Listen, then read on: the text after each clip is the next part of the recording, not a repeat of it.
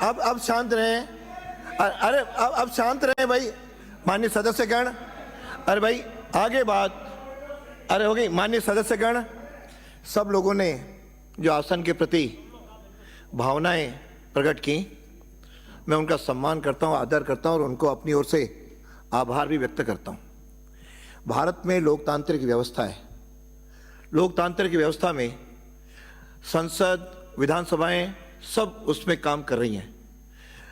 सन 52 से लेकर के राजस्थान विधानसभा भी काम कर रही है। और तब तो मैं छोटा था, लेकिन जब से समझ आई तब से विधानसभा की कार्रवाई समाचार पत्र में लगातार पढ़ता रहा हूं।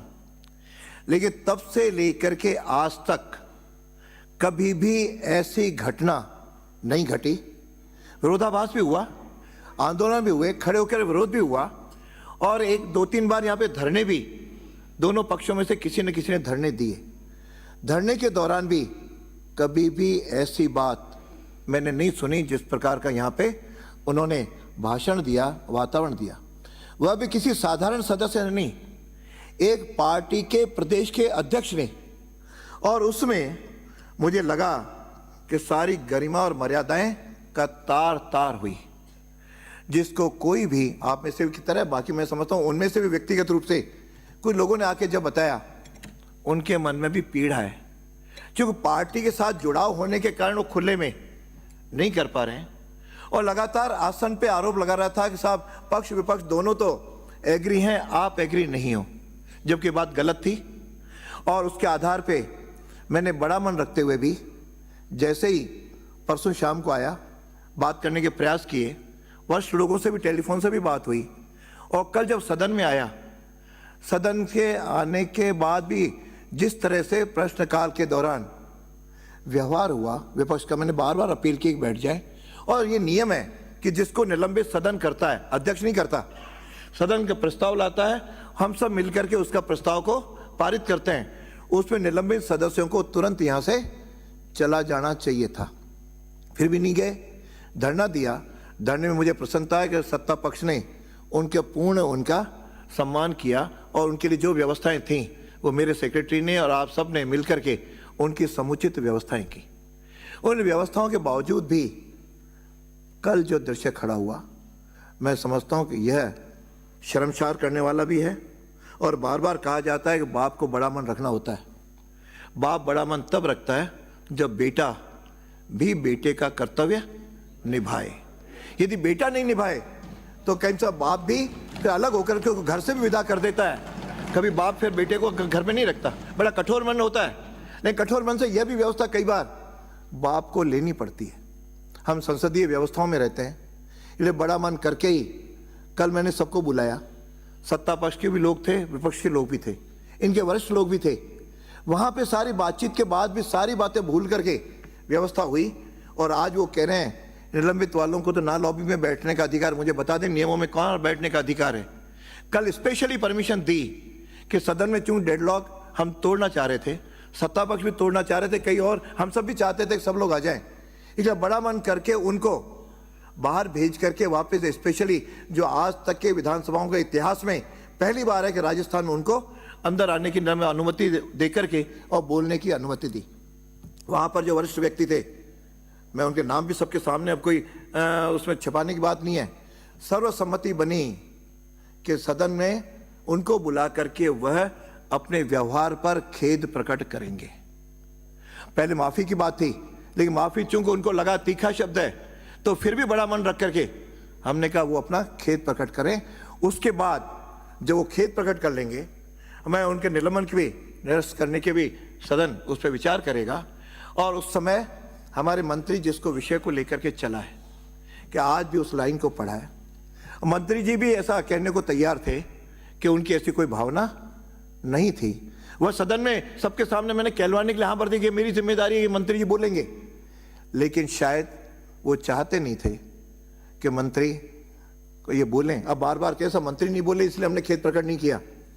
मंत्री जी उसके बाद ही बोलने वाले थे, पहले उनको बोलना था, क्यों व्यवहार उनका यहाँ गलत था। मुझे भी संसदीय अनुभव 5 बार से, तो मैं भी विधायक हूँ और यहाँ मैंने कभी नहीं देखा, कभी आए होंगे बात करने के लिए आए होंगे और गलती से कभी एक बार आध बार कभी 52 से लेकर आज तक के इतिहास में हुआ हो तो इसका मतलब वह परंपरा बनेगी, इसको तो बर्दाश्त नहीं किया जा सकता। और आपने लोकसभा की भी मैंने कल पढ़ करके बताई थी, वहां तो यहां तक है कि यदि कोई ऊपर चढ़ने का प्रयास करेगा, चढ़ेगा, तो उसके निलंबन के लिए प्रस्ताव लाने की भी आवश्यकता नहीं है, वह स्वतः निलंबित हो जाएगा। तो आज मैं ये व्यवस्था दे रहा हूं कि आगे से कोई भी सदस्य किसी भी दल का होगा, यदि यहां पर खड़े होकर के सदन के या अपने आसन की अवहेलना करेगा तो वह स्वतः ही निलंबित माना जाएगा, कोई प्रस्ताव लाने की जरूरत नहीं। अब जिन उसके बाद स्थायी कल यदि मैं स्थगित नहीं करता तो पता नहीं क्या दृश्य उपस्थित हो सकता था, लेकिन सदन की गरिमा बनी रहे। स्थगित करने के बाद सब सदस्य बैठ जाते हैं, जो भी उनको रहना होता है। यहां बैठ करके एक दल का अध्यक्ष प्रदेश का भाषण करे, उस शब्दों को मैं दोहरा नहीं सकता, आज अखबारों में सबने पढ़ा है। वह शब्द इस सदन के अंदर ही कहे गए, चाहे सदन की कार्रवाई चल रही हो चाहे न चल रही हो, लेकिन सदन में बोले जाने वाले शब्द बहुत गंभीर हैं, अपमानजनक हैं। मेरा अपमान नहीं हुआ है, यह इस आसन का हुआ है। अब यदि हम आसन का चाहते हैं तो निश्चित रूप से हम इस बात को मैं स्पष्ट करना चाह रहा हूं कि यदि जो कुछ सदस्य ने कहा, क्या करेंगे आप लोग, ये सदन तय करेगा, लेकिन ऐसा व्यक्ति सदन के सदस्य बनने के भी योग्य नहीं है। अब उसके लिए क्या किया जाए, क्या नियम है, ये सदन को तय करना है। सत्ता पक्ष प्रस्ताव कोई लाता है या विपक्ष लाता है और सदन उसमें क्या अपना व्यू करता है, मैं उसमें कहीं भाग नहीं लेता। मैंने कोशिश की कि सबको संरक्षण विपक्ष को भी देते हुए अपने सदन की कार्रवाई चलाऊं, इसलिए मेरे पास कई बार सत्ता पक्षियों से भी आरोप लगा, क्या विपक्ष को जो है पक्ष ले रहे हो, विपक्ष क्या लगा कि आप सत्ता पक्ष को बचा रहे हो। ये मेरे तो दोनों ओर से, लेकिन मैं आज अपने आत्मा के साथ कह सकता हूं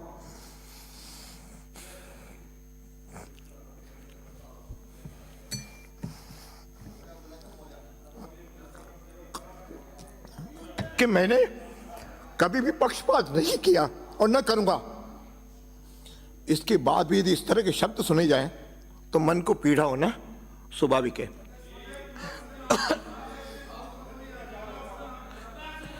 समझौते में वार्ता उन्होंने भंग की और उसके बाद मैं नहीं कह रहा हूं, उनके सदस्य श्रीमान राजेंद्र जी पारिक वहां थे, आप में से वो तो कहते हैं गीता पे हाथ रख के कहें, वो वैसे ही कह रहे हैं कि जो समझौता हुआ उसका पालन नहीं किया गया।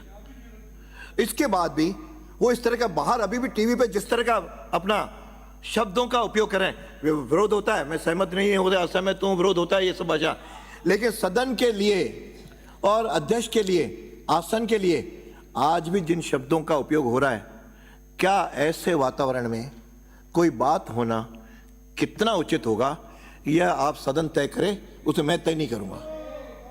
अब इसलिए इन अपशब्दों के लिए मैं आपसे आखिर में एक ही निवेदन करूंगा, आप सब मेरे व्यक्तिगत नहीं, आसन का सम्मान रहे, यहाँ की परंपराएं जिंदा रहें, यहाँ की मर्यादाएं बने और यहाँ की जो नियम है उसका पालन हो, इसके लिए आप लोगों ने मुझे इस आसन पे बैठाया।